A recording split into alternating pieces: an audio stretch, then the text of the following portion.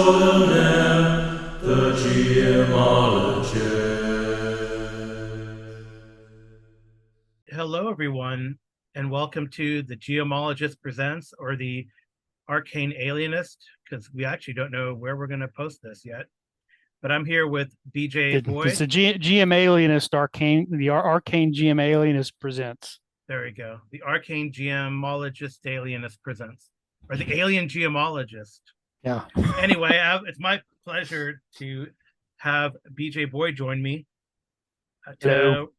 to discuss I think is a very cool game. It's one of the few RPG. I get very distracted when I start reading an RPG book and put it down and only go back to it if I need to find rules. And really, you should probably read the whole book. I guess I'm giving away Geomologist secrets, or not quirks. What is it called? Geomologist flaws. Trade secrets. Yeah. Anyway, so we're going to talk today about the Multiverse role-playing game that just came out. It's a beautiful book. I think so. The cover art is by Iban Coelho and Jesus Aburtov. That's probably not Aburtov. I pronounced that his Slavic name in Spanish. But it's a writer designed by Matt Forbeck. And Matt Forbeck has been writing role-playing games for a very long time. I even saw him. I was looking through some of my Forgotten Realms 3.0 book, and he has writing credit there on that book. And he's done a lot of other things.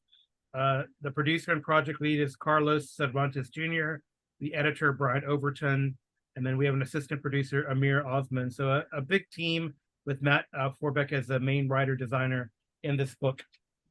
And they came out controversially, I would say, and maybe BJ can talk about it in his opinion. They came out with like a playtest book, and we got to play that. I think we posted that actual play and character creation on either Cerebrivore or Nerds RPG Variety Cast with I think it was a Connerly. Cerebrivore. Yeah. Right. So that book came out. I still have mine because I thought it was cool that they had different versions of it. Yeah, I still have mine, and mine has the Scarlet Witch on the cover. So what did you think? I mean, it's a very short book, and it was only, it wasn't just $9.99. Yeah. And then they had the same thing, like a preview on Roll20 for about that price too. So I don't think it was a big investment to check out a game, and I thought we really had fun with it. What do you think? But the controversy, of course, is having people play or pay for a beta test. Yeah. I think that was the big stink. It's just not typical. And what I kind of thought was, this is Marvel publishing a role-playing game themselves instead of licensing it to a game company or a game designer. So I kind of maybe chalk that up to a little bit of kind of a rookie mistake that,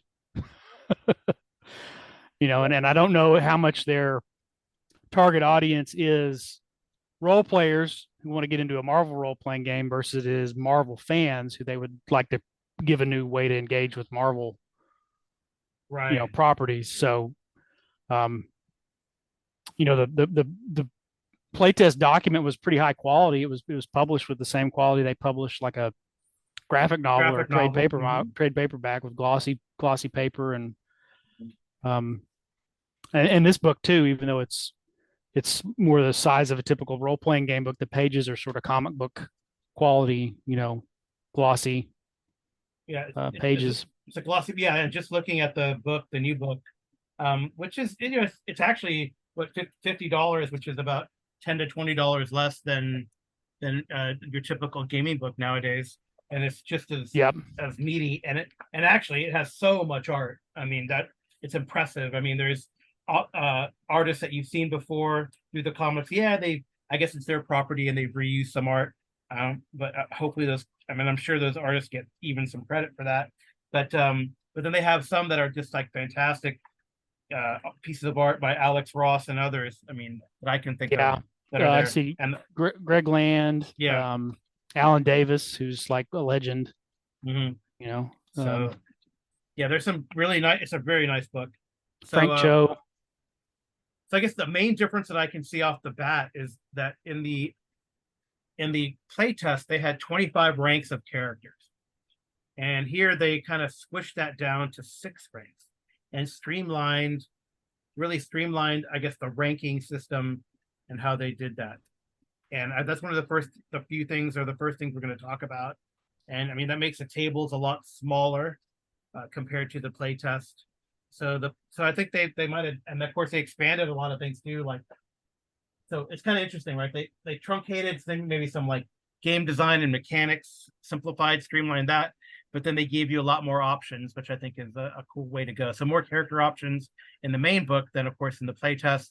And they've seemed to me, at least on an initial read through, to have streamlined some of the mechanics and how things Yeah. are calculated and the like. So I think that's a positive. So they really Yeah, took. I definitely saw an echo of, even though the mechanic is 3d6, it's really, if you've played a d20 game, this makes sense. It's roll your dice, roll high. You've got modifiers based on your skills and abilities. It just makes it's very much in the kind of modern mechanic. Yeah, hit a target number. Hit a target, Right. yeah. Yeah, and then there's minuses for situational Yeah. modifiers to set the target number. Actually, yeah. So you have, for example, I guess we're gonna make a character, but just to the basic mechanic is roll 3d6, add an ability score, and then compare it to the target number. That's it, 3d6, and it gives you a nice bell curve. Although it's a little weighted, right? So we were talking about this, and that's my Yeah. home group was like fascinated by it because so it's a 3d6 system, but it's called 616, and then your different dice, you'll have like a different color dice, or if you go to you could probably buy the dice somewhere on through the Marvel website, and there's that one dice has two sixes on it, really. So it has a normal six, Yeah. and then if you roll a one, it'll have an M or the Marvel logo on it, and that also counts as a six, but it's also a critical, so a critical Yeah. result. And So technically, you're still rolling a one, because what that means is you rolled 616, which reflects the mainstream Marvel universe right, is universe 616 in the multiverse. which I I thought, think is cool. I think yeah, it's kitschy, but it's kind of cool. yeah. And then Well, they have that's Marvel's thing, kitschy. That probably describes yeah, classic yeah, Marvel. sure. Yeah, I mean, it's like like after the event, after the end of the first Avengers, they're all sitting in a eating pad thai or having pho, right, at a Yeah. restaurant. So I think it's like they're at a Thai restaurant. Anyway, so Shawarma. huh? It's shawarma. Was it shawarma? Yeah, if you blink, you miss it. There's a scene where Iron Man gets like knocked down the street, and he shows him flying past the shawarma restaurant, and then when they wake him up, he's like, "You guys ever had shawarma?" Oh, that's cool. I thought it was. I don't know. I thought it was. That's cool. So it's a shawarma Yeah, restaurant. So they're all having heroes or shawarma. yeah. I saw it back there a minute ago. That's funny. Yeah. So I mean, it's very Marvel. It has like this kind of. There's some seriousness, but there's also like a bit of humor, right? Yeah, Right. So then the modifiers go from trivial to absurd, and from -6 to +6, challenging being the basic default at 0. So it's kind of neat. There's so many examples in this book, and I do like how the way it's laid out. I don't know if you've had a chance to look at it. I mean, they give you, and I like yeah, Matt. I enjoyed Matt Forbeck's writing, so that I could read this very quickly. And like I said, yeah. wasn't distracted, and I didn't really put it down. I read it straight through. So I think he does a good job of balancing the need to write for people who maybe have not played a lot of role playing games, so they understand the concept of what's going on without going on too long. right. Oh, You know, definitely. And there's so many examples. I know they use Spider-Man a lot for the yeah, example, but they even in the character creation did an example to make a character as well. So I think that's really great.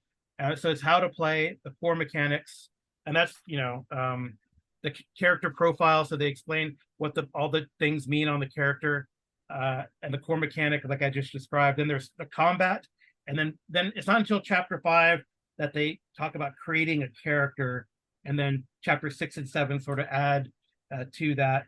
yeah. But I don't know. I don't I kind of like. I would have flipped that. Maybe put combat after the character creation.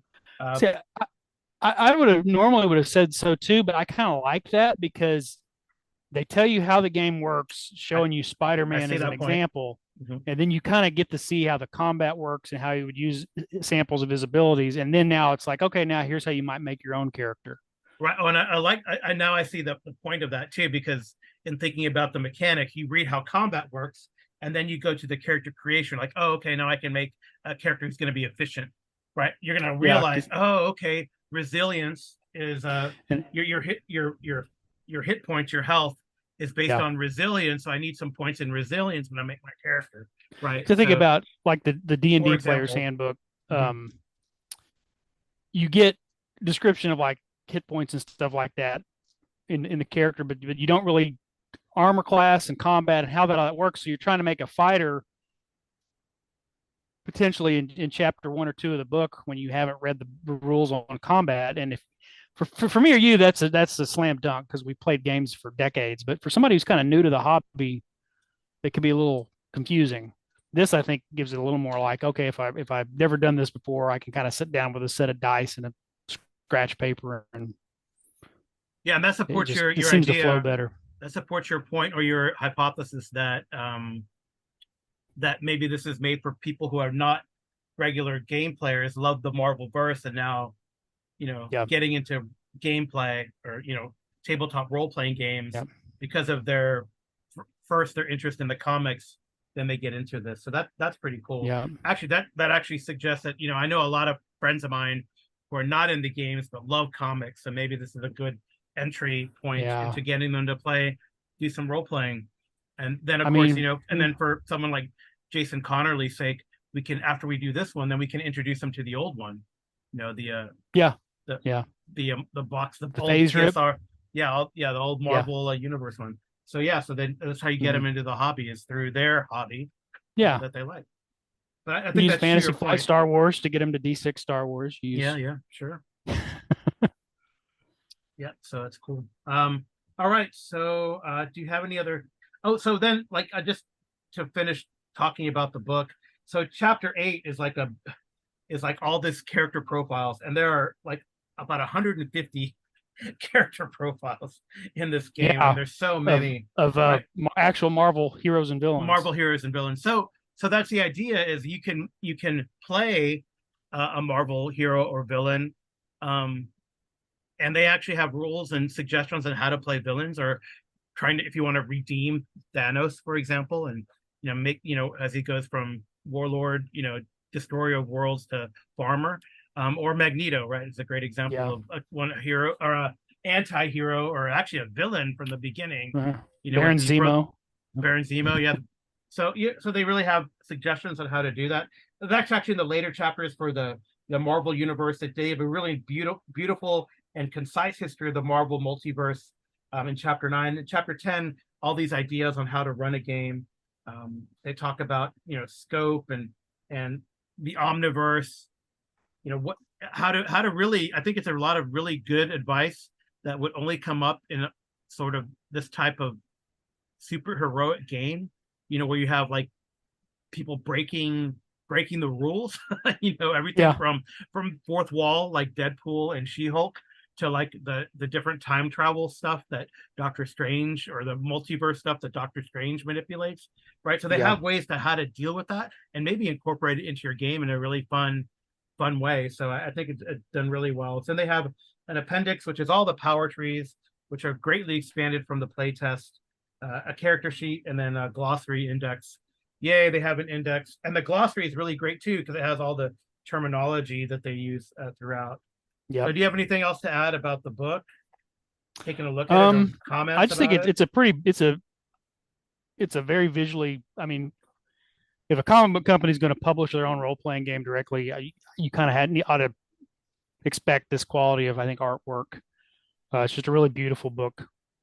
Time will tell whether it's really a great game. It looks like it's going to be a lot of fun, but I think it's visually looks good. I like the layout, and I like the chapters are not really long. They're easy to read. Right. Like I said, they get to the point. They give you enough detail to kind of orient you to things if you haven't ever played before, but they also don't go on ad nauseum. Right. The two biggest chapters are all the characters profiles that they give Yeah, you, yeah, and then the powers, right? So like that yeah, so spells, like you would have in a D&D book, right? Spells yeah, being usually the biggest. But what I thought was great. So speaking of the art and the impressiveness of the book, so every chapter has like a full page display, and they have a list in either they have a list in the back or in the front somewhere of every artist who's done. I mean, every little piece of art has like a tag on who did this. So I think that's fantastic. Yeah. And then they have a Here's list of all the artists who did the intro chapter cover art. So I think that's pretty fascinating to you me. got So, this interesting. I thought you to Alex Ross. It's a spread on page. What page are these? 270 and 271, where they're talking about other universes, oh right, and it shows kind of the middle part's kind of, well, you can see it if you like, but yeah, it shows like the classic Marvel characters, like Steve Rogers is yeah. Captain America, Iron Man, Thor. Um, but then on the other side, facing them, you see like War Machine, Miles Morales, Spider Man, Jane Foster. It's like the second generation Marvel characters facing the original Marvel characters. Oh yeah, that's really Kind cool. of I cool. think one of my favorite is also an Alex Ross picture, and that's on page 266, and it's the invaders, right? The picture of the Yeah, invaders that you can see here, which is really awesome. I like that picture a yeah, lot. I like Alex. I've liked Alex Ross's work for a very long time. yeah. So it's really I like the book. I Did really you do. ever did you ever read there was a limited series in the 90s called Marvels where he did all the artwork, and I it, did it not read it's that one. it's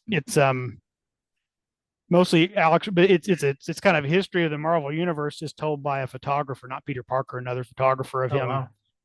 You know, he's a young cub photographer when the first time the original Human Torch and Namor fight in New York City, and he's got the pictures of it, and then the debut of Captain America, and then when the Fantastic Four emerge in the '60s, and it kind of shows it as though in real time, like he's a kid in the '40s, young man in the '40s, and then up into like the '80s, Right, right. like the different ages of generations of Marvel characters, coming into the public eye. It's pretty cool. All right, so let's get into this character creation. So, for those of you who are following along at home, we are on page 42 and 43, creating a character.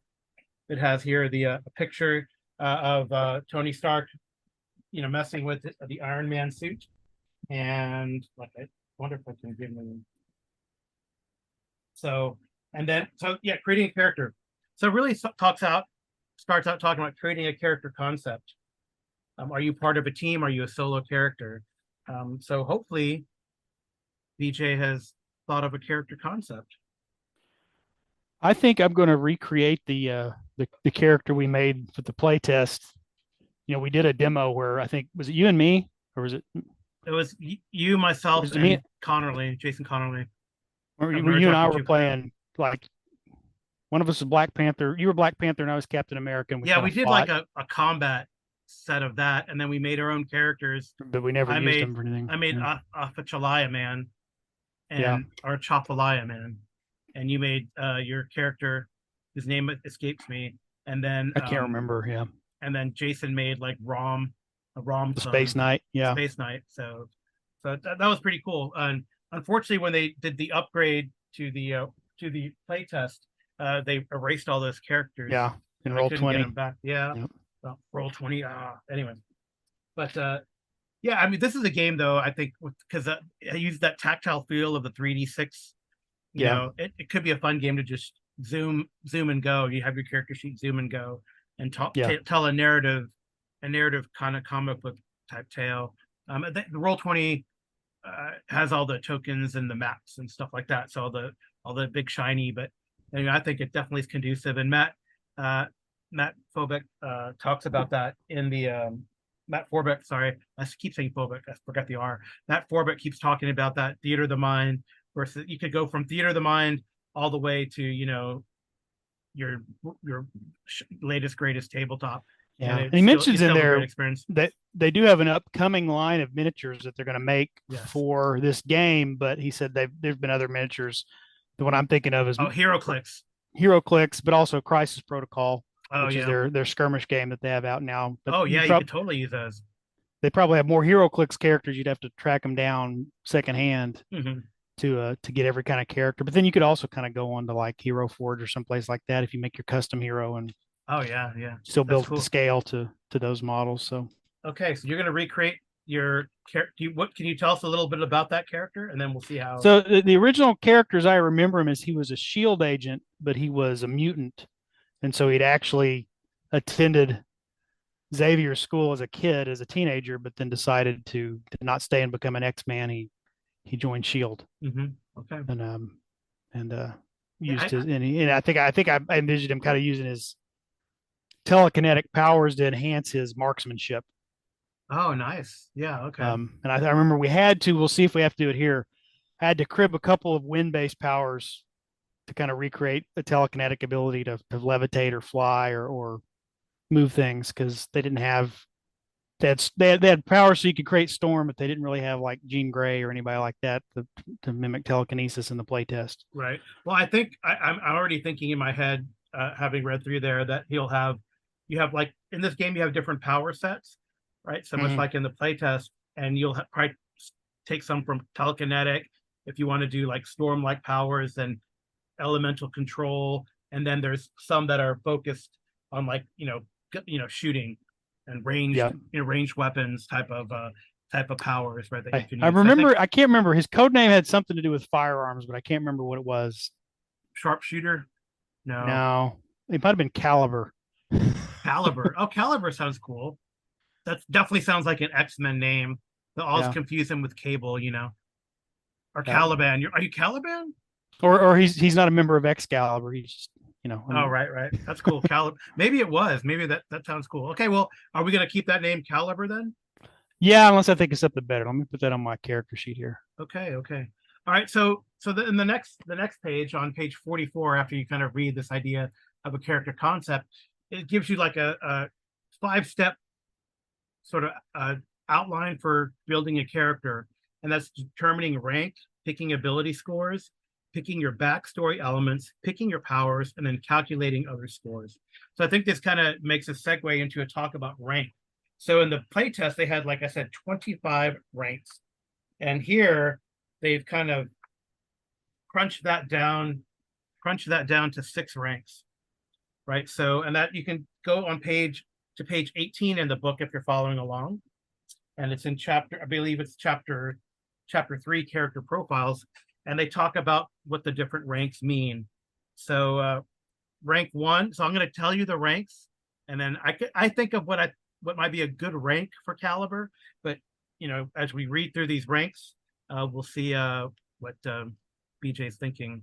So rank 1 is a rookie. So I think of like a you're a normal person and you're just becoming a superhero. Rank 2 is like a protector. So, like your street level hero, so like Daredevil or lower powered Luke Cage. Rank 3 is a champion. So you're a formidable superhero, protect a whole city. So they put like the examples they give are Miss Marvel, Kamala Khan, or the Defenders, Iron Fist, Jessica Jones, Luke Cage, etc. Rank 4, you'd be like a legend. So more international superhero, protecting a nation. So Black Panther, Captain America, any of the Avengers or Fantastic Four. Rank 5 is mythic. So you're like one of the most powerful heroes on the planet. And they give like the elite members of the Avengers or Scarlet Witch, for example. And then rank 6 is cosmic. So you're like Captain Marvel, Silver Surfer, etc. Right? Professor X or Magneto, who are like the most powerful mutants, right?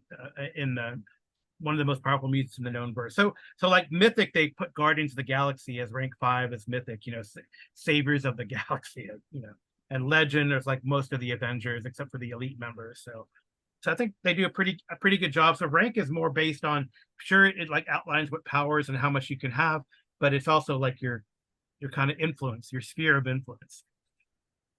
Right. So what rank do you think Caliber is going to be?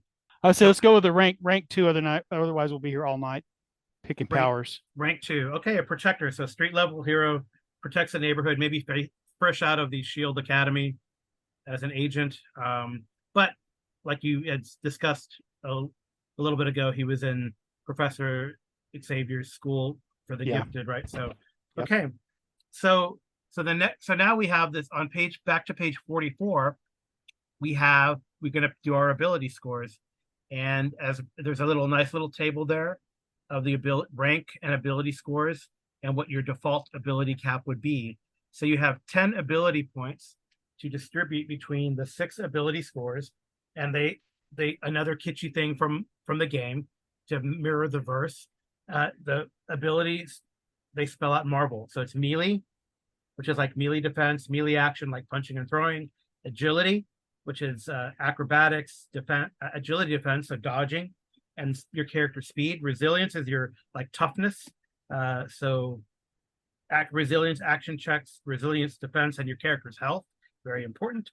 Vigilance is your actions, which for things like investigating crime scenes, vigilance defense against being surprised or ambushed, your focus, so your like mental health stat, and then your initiative modifier is also influenced by vigilance. Ego is intimidating psychic powers. Ego defense protects against those, and the use of magical and elemental powers is also based on ego. So logic is your powers of reason, so inventing gadgets, solving puzzles, using complex weapons. Logic defense helps against being confused or tricked or befuddled, so like against working against illusions, and also the use of telepathic powers. So you got 10 points there, BJ, to work with. Let's see here. And BJ was able to download a form fillable character sheet from the Marvel website, but I think he's also using scratch paper, or maybe he's doing both. Yeah, So let's see. If we go with just to start, into 1 in melee, 4 in agility, 2 in resilience, 2 in vigilance. How many points do I have? 10. 10. Okay, I see what's going on here. I'm cheating. I'm looking at Bullseye, and the chapter is kind of Oh yeah. That's good. That's a good thing to do, is to look at a sample character who might have similar type of powers that you want to mimic. Yeah. Which I don't think he's. I don't think he's as agile as Bullseye, but he's probably, because Bullseye is a 2-point character, but he might be a little more. Yeah, Did you say cool. ego was magic? Yeah, ego is magic and elemental powers. And but logic is Intimidation. Logic is like telepathic powers. So being okay. confused, befuddled, right? Okay, well, he's a shield agent, so he should be a little little smarter than the average bear. Yeah. Daredevil's only a rank 2. Wow.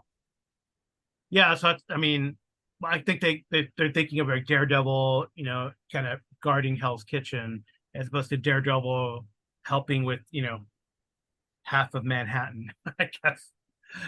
Yeah. Right, like the Defenders. But like I think if I run something for a group and I use the Defenders, like I have a good story idea for the Defenders, and I'd probably bump them up to rank 3, right? So Okay. to make it'd be easier, game wise, it'd be easier to design a story and figure out the villains if they're all the same rank. So, and which they also Yeah. have in the narrator's book, how how to balance an encounter, what their kind of idea of a balance is, like how many villains of a certain rank equal, should you have, things like that. So Matt Forbit goes into that in the narrator's chapter, which I think is really nice. Okay. So I'm going to go with let's see, 1 melee, 2 agility, 2 resilience, 2 vigilance, 1 ego, 2 logic. I got 1 point left over. He's a shield agent, but he's mostly going to use a pistol. So I'm wondering if I should focus on 3 on agility or 3 on the vigilance. Because that vigilance, that's just kind of alertness, though, right? Logic would be more investigation, right? Vigilance is like investigation, searching, okay, and also a defense against being ambushed, and then your initiative modifier. It also is your character's like how health is like your physical stat. Yes, it's also your mental. Your focus is your resilience. mental resilience, right? Okay, there we go. Then I got 1, 2, 2, 3, 1, 2. 1, 2, 2. 1 melee, 2 agility, 2 resilience, 3 vigilance, 1 ego, and 2 logic. Yeah, another thing about vigilance, or yeah, vigilance two. You want me to Since share this on the screen? yeah, if you want to, you have your, you could, I should be able to share. I think I gave everyone permission, so you could share it on the screen. Let's This will, see, it apps. won't matter for the audio, but for the video, if we decide to do the arcane geomologist, arcane alien geomologist presents. You see that? Yeah, I can Okay. see that. It's great. Yeah, I can tell. Cool. That's really cool. That's a great idea. Yeah, let's keep that up and see if we can add to it. If it's easy to do. So, so right off the bat, we can determine some from use the ability scores. We can determine some secondary stats. Right? Oh, the other thing about focus too is that some powers take focus, so it's really good that you have I think, a high focus. So just Mhm. some, some powers and some talents use focus. So that's pretty good. Or talents, powers. Yeah. All right. So health is that's health is based off your resilience, and to calculate your health, you multiply your resilience by 30. So your resilience stat, so that's a plus 2. So you're going to have a 60 resilience, whatever that is. Yeah. 60 health, you mean? Yep. 60 health. Sorry. And then your focus is the same formula, but using vigilance instead. So you have like a 90 focus. Okay. So cool. All right. So we don't know if you have. So there is a meta currency in this game called karma. Yeah. So if you're gonna have like a heroic tag, you will have karma, and exactly like you put in there, your amount of karma equals your rank. So Okay. and right. So karma can help you regain health. I think it helps you to re-roll. So earning. So it helps you to you can re-roll a dice in your dice Yeah. pool. Right. It's So like a luck. It's like a luck. it's like a luck mechanic. Right. Yeah. Hence karma. All right. To see anything else, your initiative modifier is going to be your vigilance. So +3. Yeah. So plus 3. And this is all on in the actually in chapter 3. Well, I'm getting all this from chapter 3, so I'm on page 20 if you're following along in your book. And then speed is going to be so your speed is 5 spaces, and this is like if you were to use a grid, but you multiply by 5, so it's like 25 feet. For every 5 full points of agility, you add 1. So your speed is just going to be 5 right now. Right, 5. Okay.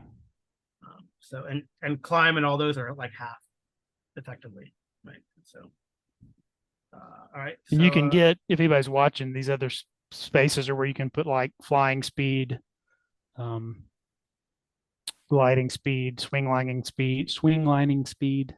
yeah, yeah. Oh, Or what let's say if you like have like suction caps on your hands, yeah. I guess that'd be climb, no, but you can figure that out. It's like the Okay. what is the stupid vigil the frog? Is it Oh yeah, leapfrog? is it the frog? There's something. He was in She-Hulk, the Yeah. She-Hulk TV series version of him. Okay. But he's also there's a picture of him in the book actually. Oh, is it? All right. Yeah. I You don't know off the top of the head. I don't know. Is he called the frog? I think Well, he's I know leapfrog. there's like, in that one universe, Marvel universe, they're all like animals. That'd be a fun adventure too. I got that adventure in mind where they all go to that verse where they all change into like animals. Like you have Yeah. yeah, and then Thor frog. Oh no. I just roll randomly to see what animal you change into, and then go from there. That'd be kind of fun to do as a one-shot adventure. So your damage is equal to your rank. It's expressed as a multiplier to the marble die result on your attack roll. So that's kind of cool. You don't have to calculate. You don't have to re-roll damage. It's on the further down. Your Oh, here we damage. go. Yep. So your damage is expressed right. Well, this could change right with powers and Right. stuff like that. But right now, it's equal to your rank is the multiplier right now. So, well, that's equal to your rank, and it could change depending, and then you add your ability bonus to that too. So your damage would be times. So for example, for melee, it'd be ×2, and then plus 1, etc., all the way down. Oh, your rank, not your. Oh, no Right, wonder I for got damage. the wrong number there. That's No, why what is that? I had the wrong number on my non-combat check for. Oh, okay. Okay. Okay, Yeah, those so those can one change there. with talents or powers, Yeah. right? Yeah. And then actually, yeah, we have yeah, three. Yeah, vigilance is three. Is there no, there's no vigilance attack yet. Right. So okay. I believe that's right. Uh-huh. On top of this, the ability score is the one that's being used. Size is medium. You're not like a giant yet. So we'll see. All right. So then we go to I think we got the kind of the basics of your ability scores and the other sort of calculated stats, Hmm. which means we might have gone already to building character number 5, but that's okay. We're just kind of working on the character sheet. I think it's a little Yep. easier to do. So now we just pick a backstory and those elements. So you said your Okay. origin. So we could go to there's a whole chapter on origins. In fact, actually chapter 6 backstories, and it Yeah. talks about traits and tags. The traits in this game are I was saying talents, but it's traits. Traits have a mechanical effect. Tags are just sort of descriptors.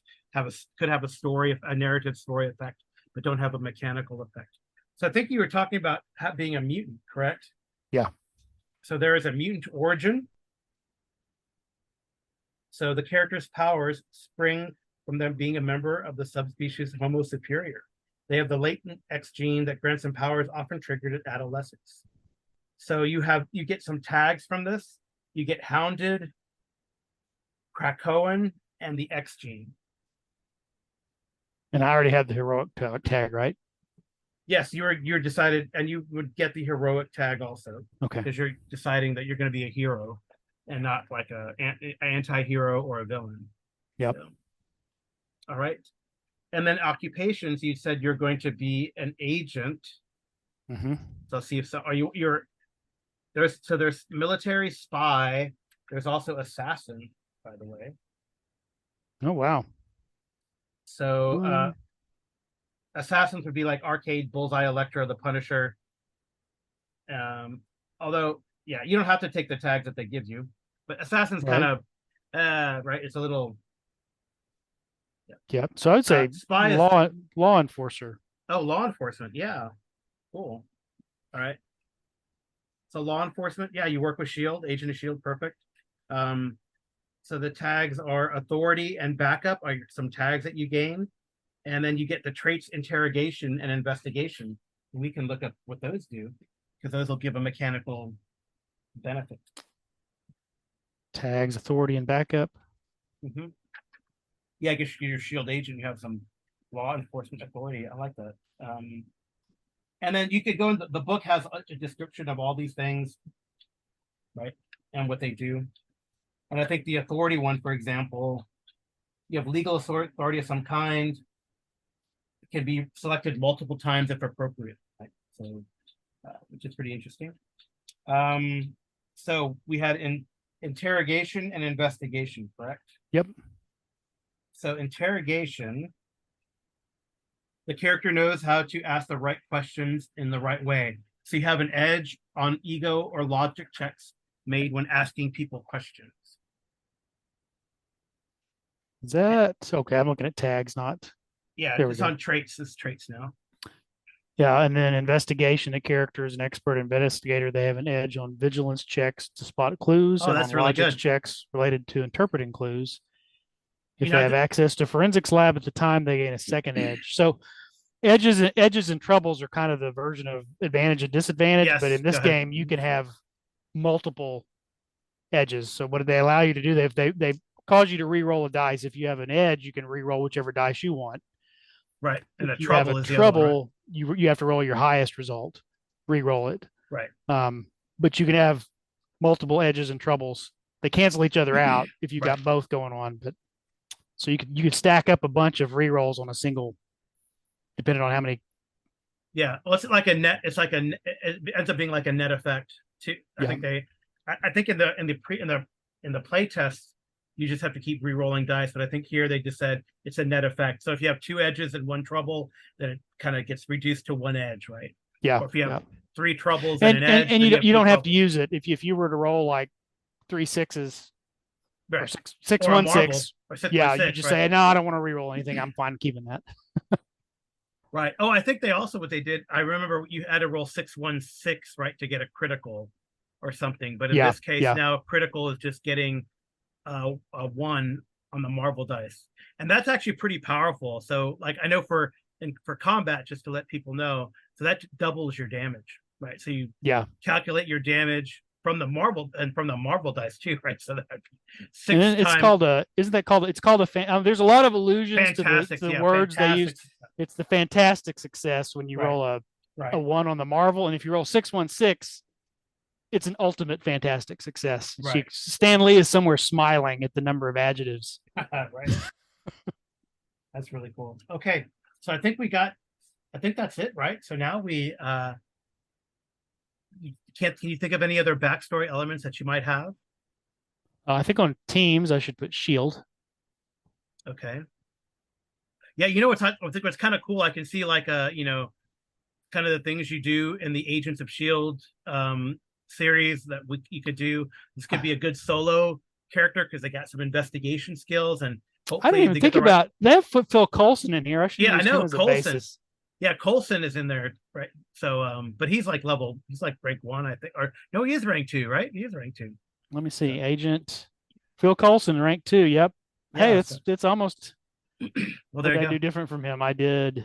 Well, you're gonna have like superpowers, which Colson does He not he, have. he has better melee and he has a better ego and I have his no. Yeah, it's the same. We're close. Yeah, Pretty cool. close. That's cool. Yeah. Unless you're Coulson from the end of Agents of Shield, and then you're All right. So spoiler alert. Yes, I think. Oh, yeah. So I think we have powers now, right? So Yep. so powers are on page 67 in the book, And you got and a nice picture of the X-Men there. oh, I know it's which is one The of the not self. the real X-Men, the 90s X-Men. Oh yeah. Is that 90s X-Men with Yeah, that's Jubilee with her Jubilee? Okay. Yeah. pre-vampire Jubilee and Jean Grey in her blue and yellow suit. Storm, All the Iceman, and pockets, Cyclops. they all have pockets. The Oh, Jim Lee pockets. lots of pockets.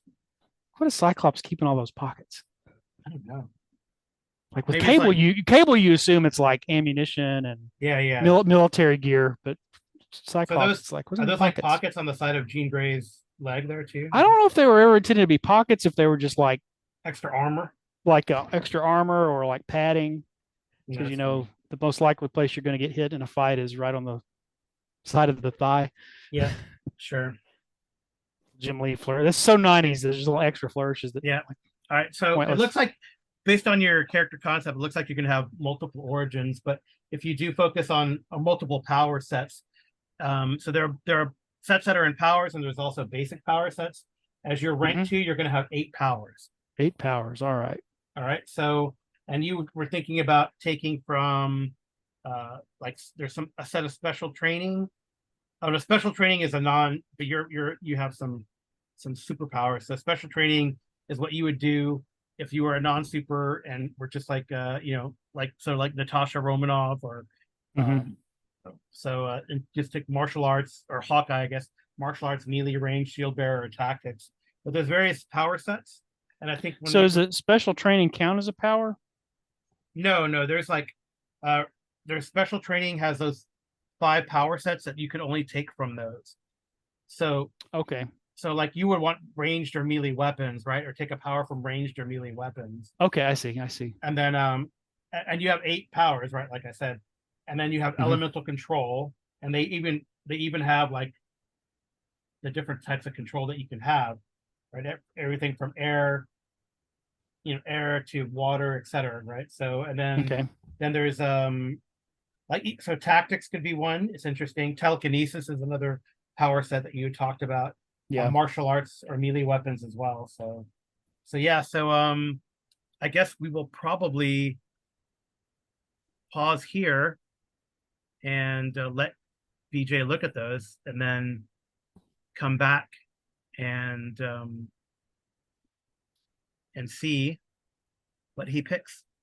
That sound like a good plan? Yep. Do you see that picture on the next page? Picture on the next page. Is that Sean? No, that's That's Shang Scarlet Chi. Witch. is he fighting Deathstrike? No, on page 70.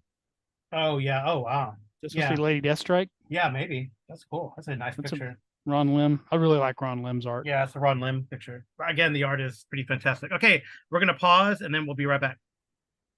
Okay. Well, welcome back, everyone. We took a pause, and how do you think it went, BJ?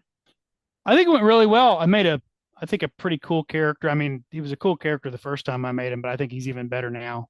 Oh, nice. That's a With good this. testament Yeah. to the changes. So Yeah. we took advantage. There's an appendix in the back of the book, starting on page 106 of the power trees to kind of help BJ inform the creation of his character. So yeah. So take us through the process, BJ. Oh, I guess we're going to talk about one other change that we discovered while we were doing this. So you wanted to speak Yeah, to that? they in the original play test, they had you, in addition to a rank, they had a character archetype, I believe it was. Let me find it in the playtest here real quick on page 35 of the playtest. Archetype. Listed in more detail. I know that some of the the polymath. So the archetypes were, it's kind of like a class. Blaster, which would be Cyclops, Dazzler, Havoc, but also Hawkeye, and Bullseye. Pretty much anybody using ranged attacks. Bruiser, so the Hulk, Juggernaut, Genius, which was Doctor Doom, Mr. Fantastic, Polymath, which are characters that have kind of a wide range of things. Captain America, Captain Marvel, Iron Man. I felt like this was where it really broke down. When 2/3 of the heroes are polymaths, it Right. tells me that's not a good system because that's not a distinct Yeah, I think what they archetype. did. Yeah, I think what they did is kind of roll that into Origins, and you have all these traits now that can define. Anyway, the other two were Protector, for example, Professor X, Doctor Strange, Invisible Woman, and Striker, which would be like Iron Fist, Daredevil, Wolverine. Actually, yeah, which I didn't understand why Laura Kinney as Wolverine is a Striker, and Logan is a. Do they list him as a Bruiser? I don't think they listed him anywhere in these examples. Yeah. Anyway, he'd be more of a polymath though, because he's more than just a fighter. You know, he's like a spy and a assassin and. Yeah, so they got rid of those, which I thought is a probably like and it probably I think this works much better as your characters are defined by their powers and abilities. It's a classless game. Yes. Which I'm coming to appreciate more and more the more types of classless games I play. Classless is in there are no classes, not as classless as in tacky. Right. All right. So let's take us through your decisions and what you picked, what powers you picked. All right. So this guy's name is Danny Stockton, codename Caliber, because I couldn't think of anything more creative. So does he have a? Do you feel like he has a secret identity? Then I don't think he does. He may not advertise the fact that he's a mutant. He might try to be really subtle about that. Yeah. But I don't think he has a. Well, I mean, as a Shield agent, he'd have a lot of Shield agents have a code name. I mean, it's usually Agent. Yeah. Like it's a number, like Agent 13, Agent 10. Yeah. But then some of them that have powers have code names like Mockingbird. Well, should have a power. Right. But some of them that actually are more like superhero. Right. Hawkeye, Mockingbird, Black Widow. Yeah. So he's a super agent. 6'4", 175 male, nothing real outstanding there. Yeah, all that stuff you can choose, or I guess you could find a random table somewhere on the internet. And so his team affiliation is Shield. His origin is mutant. His occupation is law enforcement. He graduated. Where do we want to base him? Where do you want to base him? The helicarrier. Oh, do you want to put him like in a particular? Since he's rank 2, do you want to put him in a particular city? Do we want to talk about the 50 state initiative, and maybe he's There's going to put the Triskelion. That's the land base for Shield in New York. Okay, sure, sounds good. I know my home group, they wanted to do like a Texas Heroes. So. All right, well let's put him there. We'll put him We'll put him in the DFW, The halfway DF. between you and me. Is that halfway? I think it's closer to you, but that's Probably fine. so. Yeah. College Station, maybe that's No, halfway. no. That's for That's uh for closer to you. yeah. Um, DFW all Shield right. Office is good. I know enough about Dallas to be able to Yeah. run adventures there. Okay. You Um, investigate the sudden disappearance of Dallas Cowboys. Anyway. um, who cares?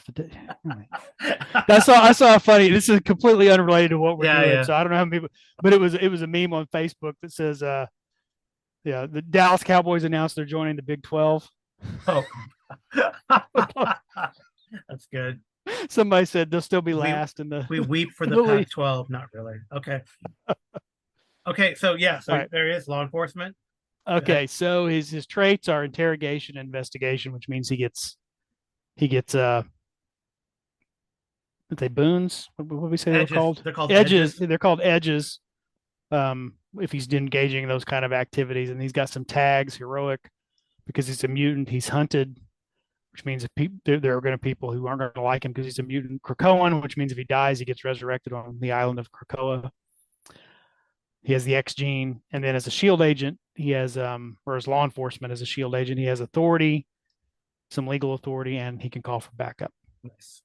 And those are more narrative things for just, I guess, the narrator to decide exactly how they play out. Oh no, I could totally see working with local law enforcement, and the fun role playing opportunities that one would have by Yeah, working with local law enforcement, whether it's federal, state, or even county, city. I think that could be yeah. pretty fun to do.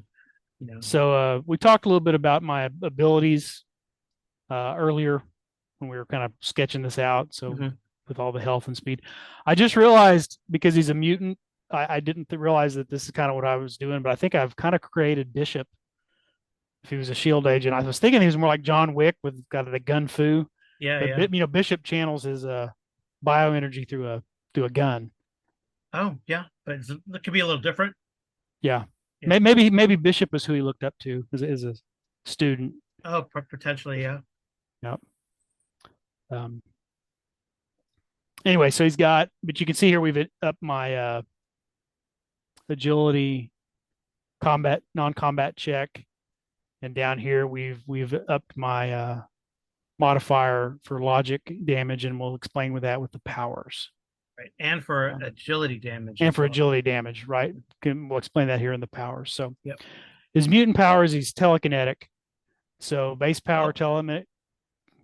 we should talk about power sets first, Right. right? So We should. then like the powers are divided into various power sets and the basic power set. And like I said, we took advantage of the appendix, which has a bunch of talent trees for all the different powers. Yeah. And if And you've there is a played, I think if you've played like Fantasy Flight, Star Wars, I'm trying to think of other games where there are power trees where you pick. yeah, So it's a feat tree from right, class like 3.5. sure, You have to have one before you can get the other. right. There's prerequisites and all that, and there are also like limitations based on rank, Yeah. which I think is good. So you can choose from multiple powers to meet your concept. If you choose from like one particular power set and the base and only the basic set and the one particular power set, then you can get extra powers. That's a little thing in there, but BJ decided to pull from different power sets. So Yeah. that's just kind of a little thing about power sets. So for the example they give in the book is that Spider-Man taken from one power set gets extra powers, right? So Oh, I missed that. I might have picked. No, I wanted to have a diverse group yeah, of you want to powers have. here. I mean, I think you want to take from ranged like you did, Yeah. and from. Okay. So anyway, So basic telekinetic manipulation is one of the entry level powers in telekinesis. Levitation was the other one, which I thought about taking, but I dropped that because I found some other stuff I wanted instead. So we have telekinetic manipulation. Is a doesn't have a rank, but you have to get it to get these rank 2 powers that I took. So I can manipulate object within 20 spaces or 100 feet, basically. It's 20 spaces in game mechanics, but if you're doing theater of the mind, it's 100 feet. And that is just kind of a standard action, and it requires concentration. right. Yeah, these are based the distances and the he's going to talk about here are based on your rank. So it's like 5 spaces times your rank, or Yeah. So which I think that tracks well. The more powerful 10 you are, spaces times your rank, right? The more the better bigger. given power is. It just grows based on your rank rather than you having to amp it up power by power. It's like every power associated with your power set grows if you go up in rank. Mhm. Yeah, we'll talk. I Then think we'll speak to rank after we do this, because okay. it's good. So then I have a telekinetic attack, which is you make a logic based attack versus the opponent's melee defense within 50 feet. And again, that's a standard action that requires concentration. And then if you were to roll success, then you use your logic based damage. Then the telekinetic grab, it's the same thing, logic attack versus melee defense within 50 feet. But here you're just grabbing a person and they can Right. try to resist it with their melee or is it their agility? And they resist it with their agility. Well, I guess the melee attack is if you pin them, they then would have to use one of Yeah, their they use skills a to mail. break free. They use like a melee or something to, or agility to kind of score them out, something like Yeah. that. So I think it's up. I was gonna add something here to this. Oh, right. So all these, like these attacks and this grab, what I think is neat is that they kind of also tell you what would happen on a fantastic success. So if you get a fantastic success, it's like double damage for the attack, or in the telekinetic grab, you pin them and as well Right. as grab them, right? So stuff like that. So I think it's pretty neat how they kind of tell you, what's going to happen if you get like a one on that marble dice. They really didn't, in the play test they had the ultimate fantastic success, but I didn't see anything in here referencing that. So I think that would probably potentially be It's like a house it's roll or it's something. in there. Okay, The think first in chat. there. It's if you roll 616, If you roll 616, so it's like quadruple damage or something. something like that. I don't know. Okay, Um, well, or maybe it's anyway, up to the referee to decide. The yeah. narrator, I think it's what's called in this game. All right, go ahead. Sorry, you're on barrier. Um, it's okay. Telekinetic barrier is a 4 space, which would be 20 feet. Okay, can make it up to 20 feet in size within 100 feet range. And it functions as a logic defense and it will absorb up to 10 damage. So it's 10 damage reduction. If it takes more than 10 damage from one blow, then it will dissipate. But up under 10 or fewer damage, it's like a telekinetic shield. Also, when you interpose it, you can use it against, like when you decide where it's going to go. It can also be used to shove or move a person, right, in kind of that's occupying the space where you erect it. That's cool. Yeah. So those are my. Yeah, I did find the ultimate success. You are correct. So it is. They ignore. So they automatically succeed and ignore trouble. That's okay. The big bonus for that, which is kind of Okay. cool. But of course, if the narrator says it's something impossible, like Hulk, Yeah. punching the earth and moving it, then it's not going to happen. Right. So those are my telekinetic powers: manipulation, attack, grab, and barrier. And then. And you would say that your character developed these under the tutelage of Professor X or whomever at the telekinetic school. Okay. Jean Grey or somebody. Yeah. Okay.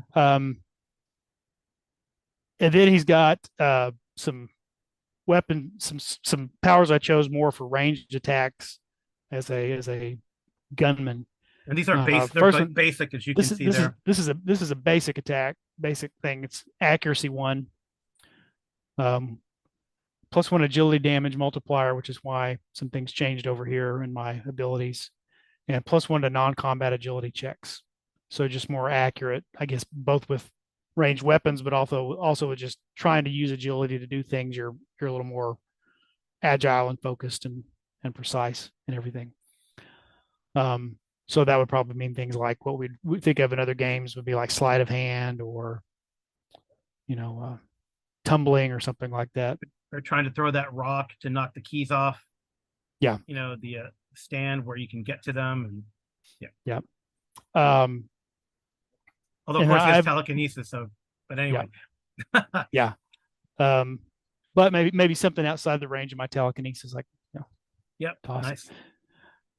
Iconic, but the big thing is that also um, will affect when I use a gun Yeah, like a regular gun, or, right? or the ranged weapon, right?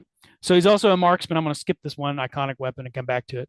So snap shooting is the ability to make two ranged attacks instead of one with a ranged weapon or a ranged attack. And then suppressive fire, which is snap shooting, is sort of the entry level one, and then suppressive fire is a rank 2 power that you have to have snap shooting to get. And with suppressive fire, you make an attack versus the person's vigilance, and so you're not damaging them their bodies, you're damaging their focus.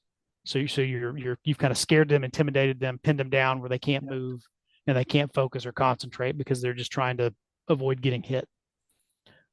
So it's not like traditional damage, but it is doing mental damage, and is kind of also, I guess, it's kind of a offensive and defensive at the same time. And then what we came up with this iconic weapon, which is another basic power, which Captain America's shield, Thor's hammer, Black Widow's stingers, are all Daredevil's billy club would all be iconic weapons. The ghost gun, and what I can't remember how we did this when I made this character the first time with the playtest, but the idea was he wasn't firing real bullets; it was telekinetic projectiles, and the gun was just giving him a way to kind of focus and aim them. So what this ghost gun does is you can treat telekinetic attacks as bullets. So when I make a telekinetic attack, I can use snap shooting and suppressive fire because they're functioning as bullets. And then it does a +1 logic damage multiplier when I do that, because you can't stack. There was something in the rules about it. It can't, whatever you get from this can't stack with what I'm getting from accuracy. So this will basically let me use this in place of accuracy when I'm doing damage with a telekinetic bullet. Mm-hmm. And so, But like then I said, you could also grab a gun.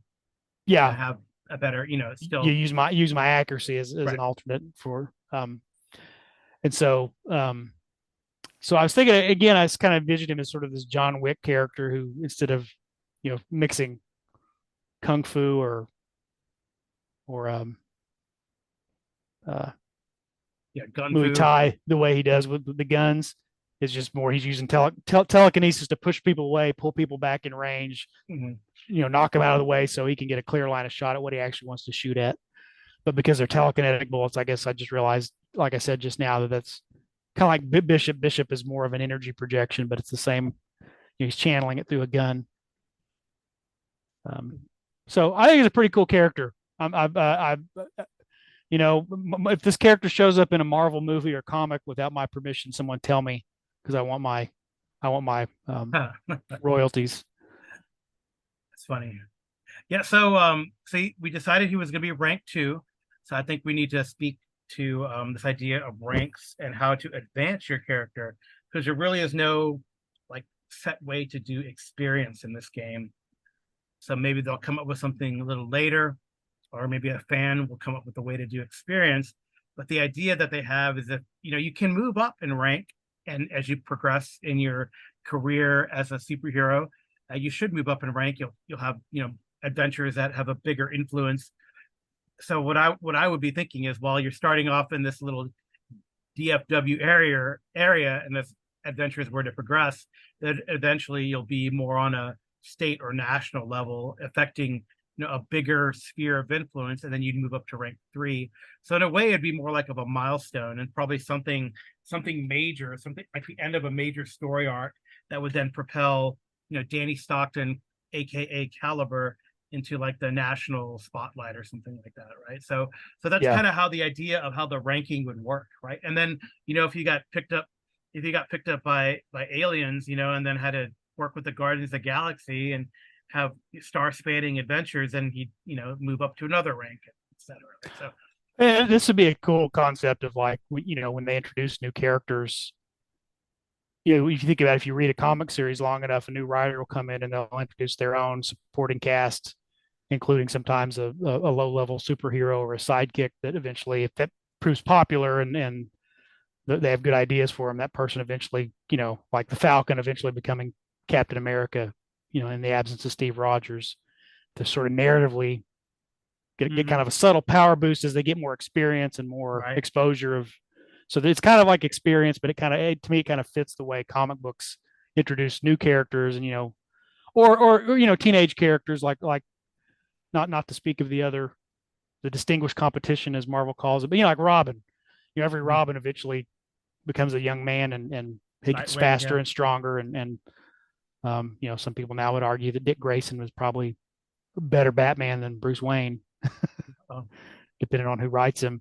Oh no! Now that he's fully grown.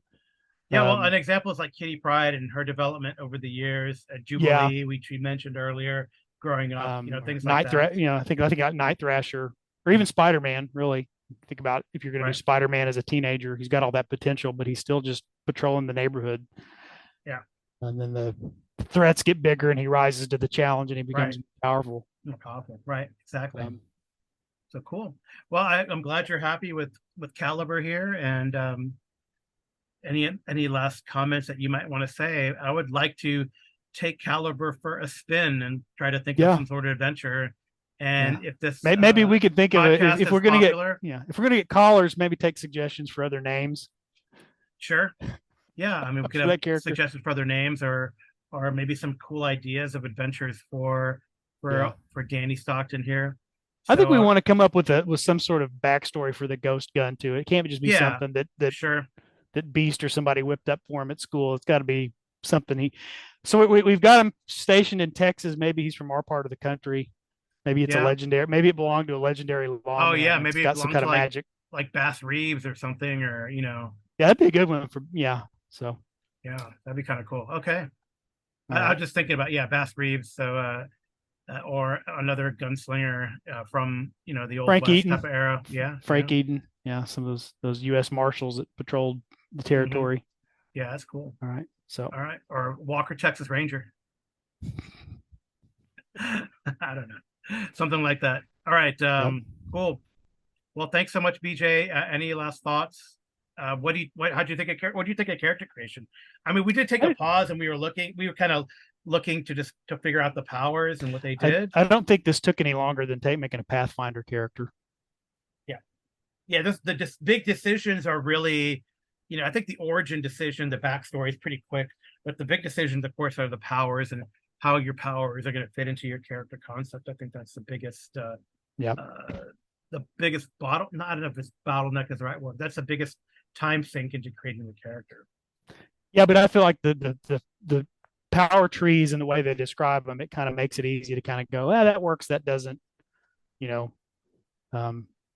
it wasn't too bad. I mean, I would compare it to a D&D character. Probably takes longer than a D&D character if you're not playing a spellcaster, but if you're playing a spellcaster and having to pick your spells, it's probably comparable to that when you're making a first or second level character.